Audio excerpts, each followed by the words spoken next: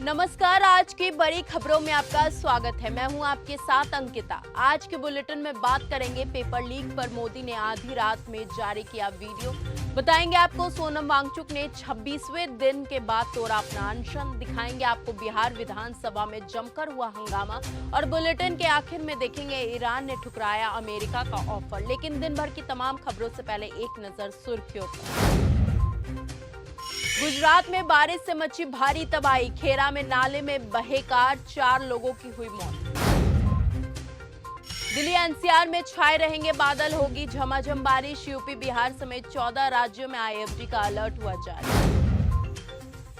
भारी बारिश, भूस्खलन और बाढ़ जैसे हालात। अमरनाथ, माता वैष्णो देवी और शिव खोरी यात्रा हुई स्थगित।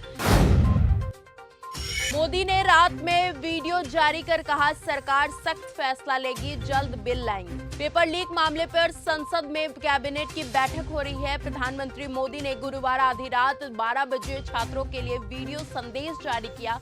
उन्होंने कहा था कि सरकार पेपर लीक के खिलाफ कड़ी सजा का प्रावधान करने वाला कानून बनाएगी। सरकार और सीजेपी की बातचीत हुई शुरू। कॉन्स्टिट्यूशन क्लब नहीं बल्कि विट्ठल हाउस में हो रहा है मीटिंग। सरकार और सीजेपी के बीच बातचीत चल रही है, लेकिन ये बातचीत कॉन्स्टिट्यूशनल क्लब में नहीं बल्कि विट्ठल हाउस में हो रही है। सरकारी वार्ता की जगह बदल दी गई है, ये जानकारी सीजेपी की तरफ से दी गई। सोनम वांगचुक ने 26वें दिन बाद तोड़ा अपना अनशन। इस फैसले के पीछे खुद बताई वजह। सीजेपी प्रोटेस्ट के बीच एक्टिविस्ट सोनम वांगचुक ने अपना अनशन तोड़ दिया है। सोनम वांगचुक ने गुरुवार रात को 26 दिन के बाद अपना भूख हड़ताल खत्म किया। सोनम वांगचुक ने गुरुवार आधी रात के बाद हरियाणा के गुरुग्राम स्थित मेदांता अस्पताल में अपना अनशन तोड़ा। केंद्रीय मंत्री जेपी नड्डा और जितेंद्र सिंह खुद अस्पताल गए, उन्हें मनाया, तब जाकर सोनम वांगचुक ने अपना अनशन तोड़ा। छात्रों के प्रदर्शन में गरमाई बिहार की राजनीति। विधानसभा में जमकर हो रहा हंगामा। बिहार विधानसभा के मानसून सत्र में गुरुवार को छात्रों का आंदोलन सबसे बड़ा मुद्दा बन गया। कार्यवाही शुरू होते ही राजद, कांग्रेस और वाम दल के विधायक छात्रों पर हुए लाठीचार्ज के विरोध में एक साथ पहुंच गए। उन्होंने सरकार के खिलाफ नारे लगाए और पुलिस कार्रवाई पर जवाब मांगा। हंगामा इतना बढ़ गया कि सत्ता पक्ष और विपक्ष के विधायक आमने सामने आ गए। शिक्षा मंत्री के इस्तीफे के बिना पेपर लीक पर कोई चर्चा नहीं होगी, बोले राहुल गांधी। लोकसभा में विपक्ष के नेता राहुल गांधी ने नीट पेपर लीक मामले पर चर्चा को लेकर कहा कि जब तक शिक्षा मंत्री धर्मेंद्र प्रधान अपने पद से इस्तीफा नहीं दे देंगे, विपक्ष बहस में भाग नहीं लेगा। राहुल गांधी ने संसद परिसर में कहा कि लोकसभा में मुझे बोलना नहीं दिया गया। राहुल ने कहा कि इस्तीफे के बिना कोई चर्चा आगे नहीं होगी। 10 साल जेल, 1 करोड़ जुर्माना। पेपर लीक और नकलचियों के खिलाफ मोदी कैबिनेट में आज कड़ा प्रस्ताव लाने की तैयारी। पेपर लीक और नकल के खिलाफ मौजूदा कानून को सख्त करने की तैयारी की जा रही है। सूत्रों के मुताबिक सार्वजनिक परीक्षा अनुसूचित साधनों को रोकथाम अधिनियम 2024 में कोई संशोधन किए जा सकते हैं। इन संशोधन को आज कैबिनेट की बैठक में मंजूरी मिल सकती है। साथ ही मामलों की सुनवाई के लिए फास्ट ट्रैक कोर्ट बनाए जाने का प्रावधान जोड़ा जा सकता है। जंतर मंतर के 1.5 किलोमीटर के दायरे में मोबाइल इंटरनेट सेवा हुई बंद। दिल्ली पुलिस ने कहा, नहीं लेंगे कोई सख्त एक्शन। छात्रों के विरोध प्रदर्शन की वजह से राजधानी दिल्ली में जंतर मंतर के 1.5 किलोमीटर के दायरे में आधी रात तक मोबाइल इंटरनेट सेवा बंद कर दी गई है। केंद्रीय गृह मंत्री अमित शाह के आवास के बाहर भी धारा 163 लागू कर दी गई है। पुलिस इलाके में चेतावनी जारी कर रही है। इस बीच दिल्ली पुलिस ने एक बयान में कहा है कि छात्रों के चल रहे विरोध प्रदर्शन के खिलाफ कोई सख्त कार्रवाई करने की योजना नहीं है।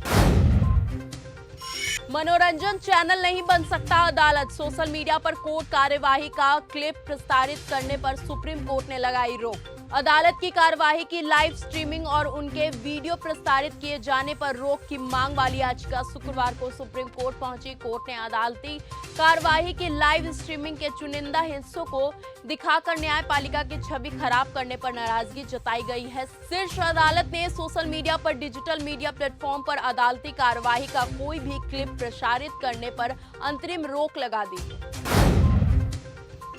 मौन आंदोलन के दौरान फपक कर रोने लगे अन्ना हजारे, तबियत ठीक नहीं होने के बावजूद हुए शामिल। वरिष्ठ सामाजिक कार्यकर्ता अन्ना हजारे मौन आंदोलन के दौरान रोने लगे। महाराष्ट्र के सिरडी में एक मौन आंदोलन आयोजित किया गया। दिल्ली में चल रहे छात्रों के प्रदर्शन को समर्थन देने के लिए वीडियो पार्क में गांधी मेमोरियल में मौन आंदोलन में वो शामिल हुए। नेपाल बॉर्डर से यूपी में घुसपैठ की कोशिश नाकाम, 5 अरेस्ट, एक अमेरिकी और दूसरा खालिस्तानी। बहराइच के पुलिस अधीक्षक विश्वजीत श्रीवास्तव ने बताया कि 5 लोगों को अरेस्ट किया गया है, जिसमें से 2 ऐसे घुसपैठिए शामिल हैं जिसके पास वैध दस्तावेज नहीं थे और वो सीमा पार कर रहे थे।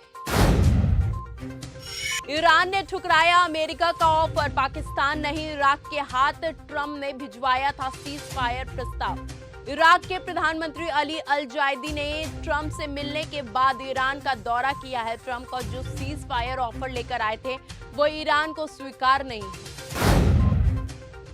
ट्रंप का नया टैरिफ बम, पुराना एक्सपायर होते ही भारत, चीन समेत 60 देशों पर नया टैरिफ लगाया। डोनाल्ड ट्रंप की तरफ से 60 देशों पर 10% या फिर 12.5% टैरिफ लगाने का ऐलान किया गया है। आपको बता दें कि पुराना टैरिफ शुक्रवार की सुबह खत्म होने वाला था। अमेरिका का लगातार 13वीं रात ईरान पर हमला, बंदरअब्बास पर हुए धमाके।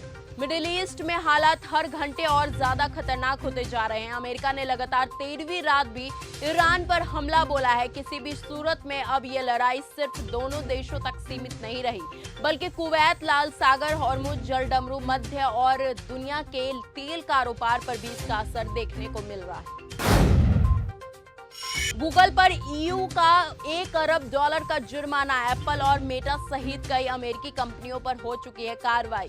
यूरोपीय आयोग ने बताया कि बृहस्पतिवार को अल्फाबेट की कंपनी गूगल पर कुल 890 मिलियन यूरो, $1 बिलियन का जुर्माना लगाया गया है। ये जुर्माना बिग टेक कंपनियों की ताकत पर लगाम लगाने के लिए बनाए गए यूरोपीय संघ के नियमों का उल्लंघन करने के कारण लगाया गया है। अमेरिका ने भारत समेत 17 देशों पर लगाया 10% टैरिफ, पाकिस्तान भी नहीं बचा। अमेरिका भारत का दूसरा सबसे बड़ा व्यापारिक साझेदार और निर्यात के लिए सबसे बड़ा बाजार है।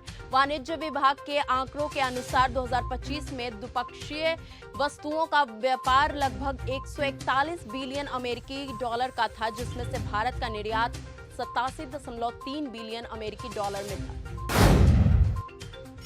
तो फिलहाल आज के इस बुलेटिन में सिर्फ इतना ही। देश और दुनिया की तमाम खबरों के साथ ऐसे ही बने रहे हमारे साथ और देखते रहे न्यूज़ गंगा। तब तक के लिए धन्यवाद।